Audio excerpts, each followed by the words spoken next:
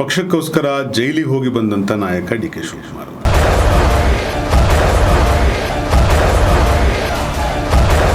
ಸರ್ಕಾರವನ್ನು ಮುನ್ನಡೆಸ್ತೀನಿ, ಸೊ ಪಕ್ಷವನ್ನ ಬೇರೆ ಯಾರಾದರೂ ನಡೆಸಲಿಕ್ಕೆ ತೀರ್ಮಾನ ತಗೊಂಡ್ರೆ ಅದು ಆಗ್ಬೋದು. ನಾನಿದ್ದೀನೋ ಇಲ್ಲೋ ಅದು ಬೇರೆ ವಿಚಾರ. ನಾವು ಪರ್ಮನೆಂಟ್ ಆಗಿ ಇರಕ್ಕೆ ಆಗಲ್ಲ. ಮೂರನೇ ಮಹಡಿಗೆ ಈ ಸರ್ಕಾರವನ್ನು ಸ್ಥಾಪನೆ ಮಾಡೋದಕ್ಕೆ ಮೆಟ್ಲಾಗ್ತೀನಿ ನಾನು.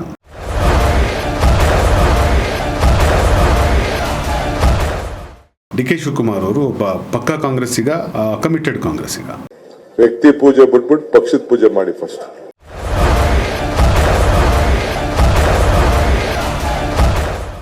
ವೀಕ್ಷಕರೇ ನಮಸ್ಕಾರ. ಇಂದಿಗೆ ಕೆಪಿಸಿಸಿ ಅಧ್ಯಕ್ಷರಾಗಿ ಡಿ ಕೆ ಶಿವಕುಮಾರ್ ಅವರು ಪದಗ್ರಹಣ ಮಾಡಿ 6 ವರ್ಷ ಕಂಪ್ಲೀಟ್ ಆಯಿತು. ಹಾಗೆ ಅವ್ರು ಏನು ಹೇಳಿದರು ಆ ದಿನ ಅದೇ ಥರ ನಡ್ಕೊಂಡಿದ್ದಾರೆ. ಒಂದು ಸರ್ಕಾರ ತರ್ತೀನಿ ಅಂತ ಹೇಳಿದ್ರು, ಸರ್ಕಾರ ತಂದಿದ್ದಾರೆ. ಸೊ ಅದರ ಬಗ್ಗೆ ಮಾತಾಡಲಿಕ್ಕೆ ರಾಜ್ ಮೌರ್ಯ ಅವರು ಇದ್ದಾರೆ ನಮ್ಮ ಜೊತೆ. ಅವ್ರನ್ನ ಮಾತಾಡ್ಸೋಣ ಬನ್ನಿ. ನಮಸ್ಕಾರ ಸರ್.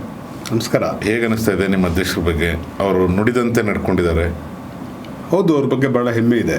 ಯಾಕೆ ಅಂತಂದರೆ ದೊಡ್ಡಹಳ್ಳಿ ಕೆಂಪೇಗೌಡರ ಮಗ ಶಿವಕುಮಾರ್ ಅವರು ಇವತ್ತು ಕಾಂಗ್ರೆಸ್ ಪಕ್ಷದ ಅಧ್ಯಕ್ಷರಾಗಿ ಭಾಳ ಕಷ್ಟ ಕಾಲದಲ್ಲಿ ಪಕ್ಷವನ್ನು ಒಂದು ಅಧ್ಯಕ್ಷತೆಯನ್ನು ವಹಿಸಿಕೊಂಡು ಕರೋನಾದಂಥ ಸಂದರ್ಭದಲ್ಲಿಂದ ಹಿಡಿದು ಆ ಕಾಲದಲ್ಲಿ ಅವರು ಅಧ್ಯಕ್ಷರಾಗಿ ಆಯ್ಕೆಯಾಗಿದ್ದು.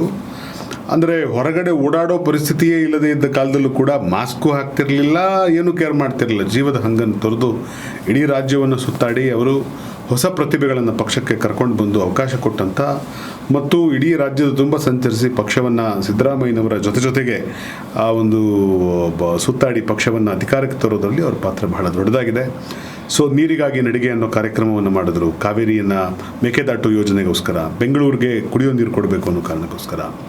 ಆ ನಂತರ ನಮಗೆ ಇದೇನು ಭಾರತಕ್ಕೆ 75ನೇ ವರ್ಷದ ಸ್ವಾತಂತ್ರ್ಯ ಒಂದು ಸಂಭ್ರಮವನ್ನು ಆಚರಿಸೋದಕ್ಕೋಸ್ಕರ ಇಡೀ ಭಾರತ ದೇಶದಲ್ಲಿ ಸ್ವಾತಂತ್ರ್ಯ ನಡಿಗೆಯ ಕಾರ್ಯಕ್ರಮದ ಕಾನ್ಸೆಪ್ಟನ್ನು ತಿರಂಗ ಯಾತ್ರೆ ನಾವು ಕಾಂಗ್ರೆಸ್ನವರೇನು ಕೈಗೆತ್ಕೊಂಡಿವಿ. ಬಹುಶಃ ಅದರ ಒಂದು ಮೂಲ ಪರಿಕಲ್ಪನೆಯನ್ನು ಡಿ ಕೆ ಶಿವಕುಮಾರ್ ಅವರೇ ಅದನ್ನು ಶುರು ಮಾಡಿದವರು. ಮತ್ತು ಆನಂತರ ಕೂಡ ಪಕ್ಷದ ಇದಕ್ಕೋಸ್ಕರ ಬಸ್ ಯಾತ್ರೆಯನ್ನು ಆರಂಭಿಸಿ ಸಿದ್ದರಾಮಯ್ಯನವರು ಮತ್ತು ಡಿ ಕೆ ಶಿವಕುಮಾರ್ ಅವರು ಕೆಲಸವನ್ನು ಹಂಚಿಕೊಂಡು ಇಡೀ ರಾಜ್ಯವನ್ನು ಸಂಚರಿಸಿದರು.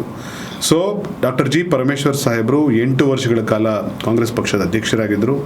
ಬಹುಶಃ ಆನಂತರ ಅತ್ಯಂತ ಸುದೀರ್ಘ ಅವಧಿ, ಅಂದರೆ 2 ಅವಧಿ ಪೂರ್ಣ ಮಾಡಿದಂಥ ಮತ್ತೊಬ್ಬ ಅಧ್ಯಕ್ಷರು ಯಾರಾದರೂ ಇದ್ದರೆ ಬಹುಶಃ ಅದು ಡಿ ಕೆ ಶಿವಕುಮಾರ್ ಅವರು ಅಂತ ಹೇಳಿಕ್ಕೆ ಬಯಸ್ತೇನೆ.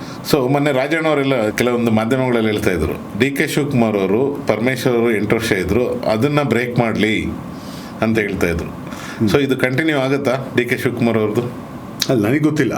ಅಂದರೆ ಡಿ ಕೆ ಶಿವಕುಮಾರ್ ಅವ್ರನ್ನ ಇದೇನು ಒಂದು ಅವ್ರಿಗೆ ಪಕ್ಷದ ಒಂದು ಒತ್ತಡ ಜಾಸ್ತಿ ಇದೆ, ಸರ್ಕಾರದ ಒತ್ತಡನೂ ಜಾಸ್ತಿ ಇದೆ. ಇದೆರಡರ ನಡುವೆ ಅವರು ಸರ್ಕಾರದ ಒಬ್ಬ ಮುಖ್ಯಸ್ಥನಾಗಿ ಪಕ್ಷವನ್ನು ಕೂಡ ಜೊತೆಗೆ ತೊಗೊಂಡು ಹೋಗೋದಕ್ಕೆ ಅವ್ರಿಗೆ ಆಗುತ್ತೆ ಅನ್ನೋದಾದ್ರೆ ಅವ್ರಿಗೆ ಆ ಸಾಮರ್ಥ್ಯ ಇದೆ, ಆಗುತ್ತೆ ಅನ್ನೋದಾದ್ರೆ ಮಾಡ್ಬೋದು. ಅಥವಾ ಅವರು ಇಲ್ಲ, ನಾನು ಪಕ್ಷವನ್ನು ಮುನ್ನಡೆಸ್ತೀನಿ, ಸರ್ಕಾರವನ್ನು ಮುನ್ನಡೆಸ್ತೀನಿ, ಸೊ ಪಕ್ಷವನ್ನು ಬೇರೆ ಯಾರಾದರೂ ನಡೆಸಲಿಕ್ಕೆ ತೀರ್ಮಾನ ತೊಗೊಂಡ್ರೆ ಅದು ಆಗ್ಬೋದು. So ultimately it is party's choice, high command's choice. ಆದರೆ ಡಿ ಕೆ ಶಿವಕುಮಾರ್ ಅವರು ಕರ್ನಾಟಕ ಕಾಂಗ್ರೆಸ್ನ ಇತಿಹಾಸದಲ್ಲಿ ಒಬ್ಬ ಅತ್ಯುತ್ತಮ ಅಧ್ಯಕ್ಷರಲ್ಲಿ ಇವರು ಕೂಡ ಆ ಸಾಲಿನಲ್ಲಿ ನಿಲ್ತಾರೆ. ಹೌದು, ಕೆಲಸ ವೈಖರಿ ನಿಮ್ಗೆ ಯಾವ್ದು ಇಷ್ಟ ಸರ್? ಅವರು ನೋಡಿ, ನಾನು ಅದೇ ಹೇಳ್ತಾ ಇದ್ನಲ್ಲ, ಕರೋನಾ ಕಾಲದಲ್ಲಿ ಎಲ್ಲರೂ ಆಚೆಗೆ ಬರೋಕ್ಕೆ ಹೆದರ್ತಾ ಇದ್ದಾಗ ಡಿ ಕೆ ಶಿವಕುಮಾರ್ ಅವರು ಮಾಸ್ಕು ಹಾಕ್ತಿರಲಿಲ್ಲ, ಗ್ಲೌಸು ಹಾಕ್ತಾ ಇರಲಿಲ್ಲ. ಅವರು ಚಾರ್ಜ್ ತಗೊಂಡಿದ್ದು ಕರೋನಾ ಟೈಮ್ನಲ್ಲೇ ಅನ್ಸುತ್ತೆ. ಚಾರ್ಜ್ ತೊಗೊಂಡಿದ್ದು ಕರೋನಾ ಟೈಮಲ್ಲಿ. ಭಾಗಿಯಾಗಿದ್ರಾ? ಇಲ್ಲ, ನಾನು ಹೋಗಿರಲಿಲ್ಲ. ಅಂದರೆ ಅಷ್ಟು ನನಗೆ ಆಗ ಒಡನಾಟ ಇರಲಿಲ್ಲ. ಆದರೆ ನಾನು ಮನೇಲಿ ಬಣ್ಣ ಹೊಡಿತಾ ಇದ್ದೆ, ಯಾಕೆಂದರೆ ಟೈಮ್ ಪಾಸ್ ಮಾಡೋದಕ್ಕೆ ಏನೂ ಸಿಗ್ತಿರ್ಲಿಲ್ಲ, ಪೇಂಟ್ ಮಾಡ್ತಾ ಕೂತಿದ್ದೆ. ಆಗ ಮೊಬೈಲ್ ಫೋನಲ್ಲಿ ನೋಡ್ತಾ ಇದ್ದೆ ನಾನು. ಆಗ ಮಲ್ಲಿಕಾರ್ಜುನ್ ಖರ್ಗೆ ಸಾಹೇಬರು ಮಾತನಾಡಿದರು, ಸಿದ್ದರಾಮಯ್ಯ ಸಾಹೇಬರು ಮಾತನಾಡಿದರು, ಆವಾಗ ಡಿ ಕೆ ಶಿವಕುಮಾರ್ ಸಾಹೇಬರು ಮಾತನಾಡಿದರು, ಅನೇಕ ಕಾಂಗ್ರೆಸ್ ಪಕ್ಷದ ಹಿರಿಯ ಮುಖಂಡರೆಲ್ಲರೂ, ನಮ್ಮ ಪರಮೇಶ್ವರ್ ಸಾಹೇಬರು ಇವರೆಲ್ಲರೂ ಕೂಡ ಆ ಸಭೆಯಲ್ಲಿ ಉದ್ದೇಶಿಸಿ ಮಾತನಾಡ್ತಾ ಇದ್ರು.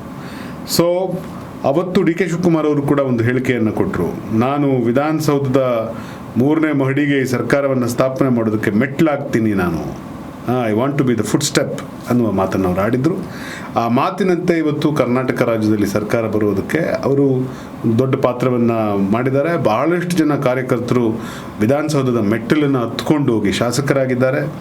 ಭಾಳ ಜನ ಕಾರ್ಯಕರ್ತರು ವಿಧಾನಸೌಧದ ಮೆಟ್ಟಿಲನ್ನು ಹತ್ಕೊಂಡು ಮಂತ್ರಿಗಳ ಕಚೇರಿಗೆ ಹೋಗಿ ತಮ್ಮ ಕೆಲಸ ಮಾಡಿಸ್ಕೊಳ್ತಾ ಇದ್ದಾರೆ ಅಂತಂದರೆ ಅದಕ್ಕೆ ಅಧ್ಯಕ್ಷರ ಪಾತ್ರ ಕೂಡ ಬಹಳ ದೊಡ್ಡದಾಗಿರುತ್ತೆ ಅನ್ನೋದನ್ನು ನಾವೆಲ್ಲರೂ ಕೂಡ ಒಪ್ಪಲೇಬೇಕು. ವಿರೋಧ ಪಕ್ಷದ ನಾಯಕರಾಗಿ ಮಾನ್ಯ ಸಿದ್ದರಾಮಯ್ಯನವರು ಮಲ್ಲಿಕಾರ್ಜುನ್ ಖರ್ಗೆ ಸಾಹೇಬರು ರಾಷ್ಟ್ರೀಯ ಅಧ್ಯಕ್ಷರಾಗಿ, ಜೊತೆಗೆ ಪೂರ್ವ ಅಧ್ಯಕ್ಷರಾಗಿ ನಮ್ಮ ಸುದೀರ್ಘ ಕಾಲದ ಅಧ್ಯಕ್ಷರಾಗಿದ್ದಂಥ ಡಾಕ್ಟರ್ ಜಿ ಪರಮೇಶ್ವರ್ ಸಾಹೇಬರು, ಇವರೆಲ್ಲರೂ ಕೂಡ ಹರಿಪ್ರಸಾದ್ ಅವರು ಡೆಲ್ಲಿಯಿಂದ ಕರ್ನಾಟಕಕ್ಕೆ ಬಂದರು. ಅದೇ ಸಂದರ್ಭಕ್ಕೆ ಎಲ್ಲ ಈ ಹಿರಿಯ ನಾಯಕರು ಒಟ್ಟಿಗೆ ಸೇರಿಕೊಂಡು ಒಂದು ಸುಂದರವಾದ ಕಾಂಬಿನೇಷನ್ ಮಾಡಿಕೊಂಡು ಡಿ ಕೆ ಶಿವಕುಮಾರ್ ಅವರ ಅಧ್ಯಕ್ಷತೆಯಲ್ಲಿ ಭಾಳ ಚಂದವಾಗಿ ಪಕ್ಷವನ್ನು ಮುನ್ನಡೆಸಿದ್ರ ಫಲವಾಗಿ ಕಾಂಗ್ರೆಸ್ ಇವತ್ತು ಈ ಪ್ರಮಾಣದ ಮ್ಯಾಸಿವ್ ವಿಕ್ಟ್ರಿಯನ್ನು ಗೆಲ್ಲೋದಕ್ಕೆ ಸಾಧ್ಯ ಆಗಿದೆ. ಸೊ ಕರ್ನಾಟಕದಲ್ಲಿ ಕಾಂಗ್ರೆಸ್ಸಲ್ಲಿ ಡಿ ಕೆ ಶಿವಕುಮಾರ್ ಒಂದು ಧೈರ್ಯ ಮತ್ತು ಏನು ಕೆಲಸ ಮಾಡ್ತೀನಿ ಅಂತ ಇರ್ತಾರೆ, ಏನು ಕಮಿಟ್ ಆಗ್ತಾರೆ, ಅದನ್ನು ಪ್ರಾಪರಾಗಿ ಮಾಡ್ಕೊಂಡು ಹೋಗ್ತಾರೆ. ಹೌದೌದು, ಮಾಡ್ತಾರೆ. ಯಾಕೆಂದರೆ ಯಾವುದೇ ಭಯ ಇಲ್ದೇ ಏನೂ ಇಲ್ದೇ ಆರಾಮಾಗಿ ನಾನು ಇದು ಮಾಡ್ತೀನಿ ಅಂತಂದರೆ ಒಂದು ಕಮಿಟ್ ಆದಮೇಲೆ ಅವ್ರು ಮಾಡೇ ಮಾಡ್ತಾರೆ. ನೋಡಿ, ಪಕ್ಷಕ್ಕೋಸ್ಕರ ಜೈಲಿಗೆ ಹೋಗಿ ಬಂದಂಥ ನಾಯಕ ಡಿ ಕೆ ಶಿವಕುಮಾರ್ ಅವರು. D K Shivakumar was targeted.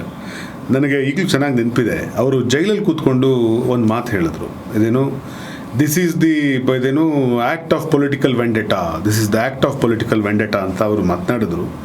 ಆ ಟೈಮಲ್ಲಿ ಅನೇಕ ದೇಶದ ಮಾಧ್ಯಮಗಳು ಅದನ್ನು ಕವರ್ ಮಾಡ್ತಾಯಿತ್ತು. ಸೊ ಆ ಸಂದರ್ಭದಲ್ಲಿ ಕೂಡ ಅವರು ಹೆದರ್ಕೊಳ್ಳಿಲ್ಲ. ಸೊ ಅದಕ್ಕಾಗಿ ಅವ್ರಿಗೆ ಸಿಕ್ಕಂಥ ರಿವಾರ್ಡ್ ಏನು ಅಂತಂದರೆ ಅವ್ರಿಗೆ ಪಕ್ಷದ ಅಧ್ಯಕ್ಷ ಸ್ಥಾನವನ್ನು ಸಿಕ್ತು. ಸೊ ಈ ಪಕ್ಷವನ್ನು ಅವರು ಬಹುಶಃ ತುಂಬ ಎಷ್ಟು ಪ್ರೀತಿಸ್ತಾರೆ ಅಂತಂದರೆ, ಈಸ್ ಅ ಕಾಂಗ್ರೆಸ್ ಮ್ಯಾನ್. ಬಹುಶಃ ಇವತ್ತು ಮಾನ್ಯ ಮುಖ್ಯಮಂತ್ರಿಗಳಾದ ಸಿದ್ದರಾಮಯ್ಯನವರು ಕೂಡ ಅದರ ಬಗ್ಗೆ ಟ್ವೀಟ್ ಮಾಡಿದ್ದಾರೆ. ಹೌದು, ಪಕ್ಷ ನಿಷ್ಠೆಗೆ ಡಿ ಕೆ ಶಿವಕುಮಾರ್ ಒಂದು ಅತ್ಯುತ್ತಮ ಉದಾಹರಣೆ ಅನ್ನುವ ರೀತಿಯಲ್ಲಿ ಸಿದ್ದರಾಮಯ್ಯನವರು ಕೂಡ ಅದಕ್ಕೆ ಒಂದು ಟ್ವೀಟ್ ಮಾಡಿದ್ದಾರೆ. ಅಷ್ಟರ ಮಟ್ಟಿಗೆ ಡಿ ಕೆ ಶಿವಕುಮಾರ್ ಅವರು ಒಬ್ಬ ಪಕ್ಕಾ ಕಾಂಗ್ರೆಸ್ಸಿಗ, ಕಮಿಟೆಡ್ ಕಾಂಗ್ರೆಸ್ಸಿಗ. Yes sir, thank you so much sir, ಧನ್ಯವಾದಗಳು. Thank you. ಹೆಚ್ಚಿನ ವಿಡಿಯೋಗಳಿಗೆ ಪ್ರತಿಧ್ವನಿ ಯೂಟ್ಯೂಬ್ ಚಾನೆಲ್ ಸಬ್ಸ್ಕ್ರೈಬ್ ಮಾಡಿ, ಬೆಲ್ ಐಕಾನ್ ಕ್ಲಿಕ್ ಮಾಡಿ.